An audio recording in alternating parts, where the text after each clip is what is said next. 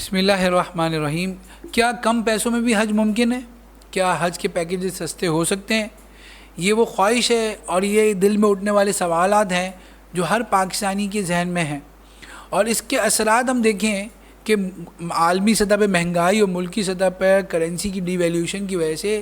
حج کے پیکیجز سرکاری اور غیر سرکاری سطح پر اتنے مہنگے ہو گئے کہ عام آدمی کی پہنچ سے دور ہو گئے۔ حج کی بے پناہ خواہش کے باوجود بھی ہم دیکھتے ہیں کہ ملکی سطح پر یہ شاید پہلی مرتبہ ایسا ہوا کہ سرکاری اپلیکیشن جمع کرانے کی تاریخ میں گورنمنٹ نے توسیع کی، جس کی وجہ میڈیا کے مطابق کم افراد کا اپلیکیشن جمع کرانا ہے، جبکہ ہم گزشتہ سالوں میں دیکھا کرتے تھے کہ یا تو اتنے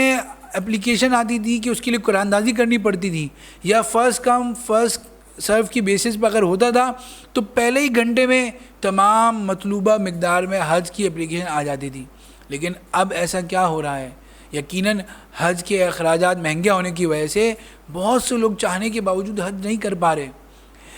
اور یہ ہمارے ملک میں نہیں ہو رہا، بلکہ اگر ہم دیکھیں تو برطانیہ میں بھی ایک تحقیق کے مطابق گزشتہ سالوں میں حج کے اخراجات میں، اور ایک عام برطانوی شخص کو حج کے جتنے پیسے دینے پڑتے ہیں اس میں 400 گنا اضافہ ہوا۔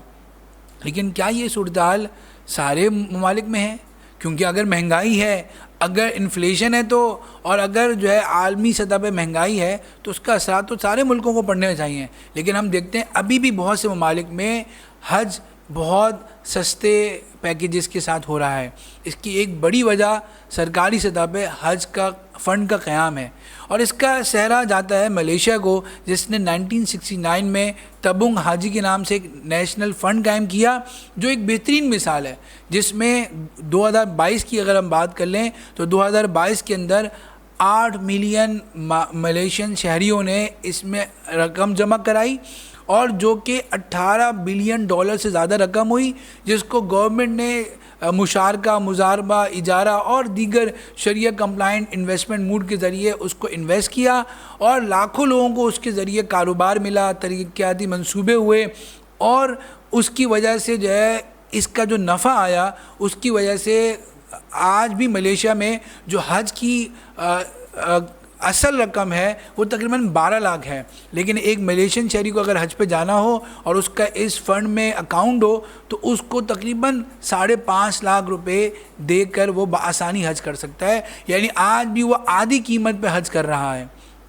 کیوں؟ اور صرف یہ نہیں بلکہ اس فنڈ کی وجہ، اس فنڈ کے دیگر اخراجات اور حج کے اخراجات ادا کرنے کے بعد اس فنڈ میں جو نفع ہوتا ہے وہ اس کے ڈپازٹ ہولڈر کو اینول بونس کی صورت میں بھی مل جاتا ہے، یعنی حج بھی مل رہا ہے آسان الفاظ میں، اور دنیا کا فائدہ بھی ہو رہا ہے۔ اور یہ صرف ملیشیا میں نہیں ہو رہا، بلکہ انڈونیشیا کے اندر بھی BPKH کے نام سے انہوں نے 2017 میں ایک فنڈ قائم کیا، جس کی وجہ سے انڈونیشین شہریوں کو حج کرنا آسان ہو گیا۔ اور آپ مسلم ممالک کو چھوڑیے، انڈیا کے اندر بھی ایک حج فنڈ سرکاری سطح پہ قائم ہے زکوٰۃ فاؤنڈیشن کے تحت، جو اس کی اقلیت میں جو مسلمان ہیں ان کو اس کی وجہ سے حج کرنا آسان ہوتا ہے۔ بلکہ اگر ہم دیکھیں تو انڈونیشیا اور ملیشیا کے علاوہ نائجیریا نے بھی ایک فنڈ قائم کیا، اور اس کے علاوہ ہم دیکھتے ہیں کہ ابھی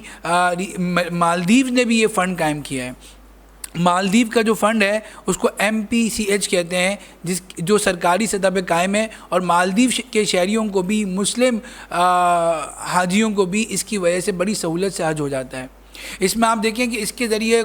قوم کو بھی فائدہ ہو رہا ہے، اس کے ذریعے حکومت کو بھی بڑے پیمانے پر فنڈ مل رہے ہیں، بلینز میں فنڈ مل رہے ہیں، اور اس کی وجہ سے ہمارے مسلم معاشرے کی تربیت بھی ہو رہی ہے، کیونکہ حج کے ذریعے انسان کی کردار سازی بھی ہوتی ہے۔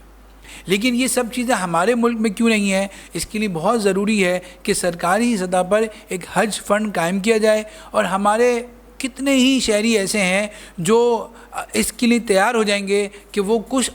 مستقبل کے سالوں کے لیے ابھی سے پیش بندی کریں، اور ماہانہ بنیادوں پر یا سالانہ بنیادوں پر حج فنڈ میں رقم جمع کرائیں، اور اس حج فنڈ کو حکومت، ہمارے ملک میں ماشاءاللہ اسلامی بینکاری بھی موجود ہے، اسلامک فائنینس بھی موجود ہے، شریعہ کمپلائنٹ انویسٹمنٹ وینیوز بھی موجود ہیں، وہاں علماء کرام کی زیر نگرانی شرعی اصولوں کے مطابق اس کو انویسٹ کرے، اس سے جو رقم آئے گی اس سے حکومت کو اپنے بہت سارے ترقیاتی کاموں میں فنڈ ملے گا، حکومت بیرونی سطح پر ملک کی سطح پر قرضے لینے سے بچے گی اور حکومت اپنے شہریوں کو قرضے دے سکے گی اور حکومت اپنے شہریوں کو نفع بھی تقسیم کر سکے گی اور سستے اور کم پیکیجز کے اوپر ہمارے پاکستانی بھائی حج کرنے جا سکیں گے۔ تو یہ ایک ایسا پیکیج ہوگا جس سے شرعی ذمہ داری بھی حکومت کی پوری ہوگی، کیونکہ عوام کی